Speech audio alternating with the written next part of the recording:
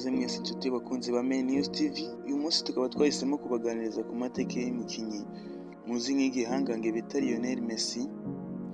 Uyu ni umugabo w'imyaka 36, akaba yarabonye izuba ku itariki ya 24 z'ukwezi kwa gatandatu mu mwaka w'1807.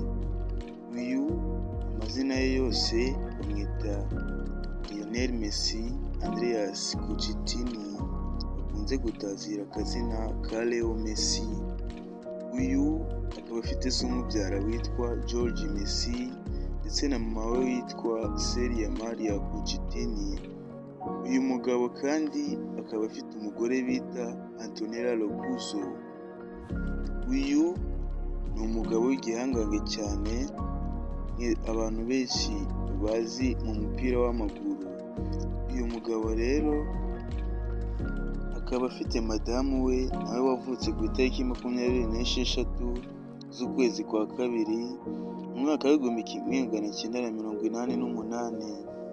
Si ibyo gusa kandi aba bombi bafitanye abana bagera kuri 3 aribo Thiago ufite imyaka 9 yonyine, undi umukurikiye bamwita Matteo Messi akaba afite imyaka igera kuri 7, bucura wabo ari we Chilo Messi akaba afite imyaka igera kuri 4 yonyine. Nyemerera nkubwire ko rero uyu mugabo afite uburebure bungana na 1 na santimetero zigera kuri 7. Ikindi kandi ni uko abantu benshi batazi ko uyu mugabo asengera mu idini ya Katolike. Uyu mugabo rero akaba yaratangiye gukina umupira w'amaguru nk'uwabigize umwuga mu mwaka wa 2004, akaba aribwo yakinnye umukino wa mbere hari ku itariki 16 z'ukwezi kwa 9, akaba yari afite imyaka 17 yonyine. Gusa nubwo uwo wari wo mukino wa mbere yagaragayemo mu ikipe nkuru ya Barcelona, bivugwa ko ngo uyu mugabo yageze ku ikipe ya Barcelona afite imyaka 13 yonyine. Muri rusange uyu mugabo yakiniye ikipe ya FC Barcelona imikino igera kuri 776, akaba yaratsindiye ibitego bigera kuri 661, anatanga imipira 266 yose ivamo ibitego. Gusa hari umunsi abafana b'ikipe ya Barcelona batazigera bibagirwa, ari nawo munsi uyu mugabo yasezeye hano kuri stade Camp Nou ya Barcelona. Hari ku itariki ya 5 z'ukwezi kwa 8 mu mwaka wa 2021, aribwo Messi yahisemo gusezera Barcelona kubera ikibazo cy'amafaranga bari bafite. Nubwo byari bimeze gutyo, uyu mugabo ntiyagiye nta kintu abasigiye, kuko yabasigiye ibikombe bigera kuri 31. Ibyo harimo ibikombe 4 bya Champions League n'ibindi byinshi utabara.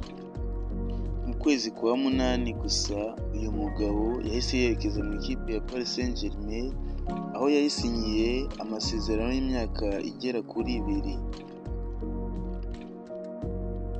Nyuma yaho rero uyu mugabo byo kujya mu ikipe ya Paris Saint-Germain ntibyamuhiriye na gato, kuko mu mwaka wa 2023 yahise yigira mu ikipe ya Inter Miami yo muri Leta Zunze Ubumwe za Amerika kwirira amafaranga. Nubwo yagiye rero, ikipe ya Paris Saint-Germain ntiyayisize heru, kuko yatwaye ibikombe bigera kuri 3, harimo 2 bya shampiyona y'Ubufaransa Ligue 1, kimwe cya Trophée des Champions.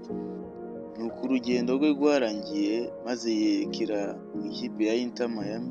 Uyu mugabo kandi reka nkubwire ko yatsindiye ikipe y'igihugu ya Argentine ibitego bigera ku 106 mu mikino 180 yose yayikiniye.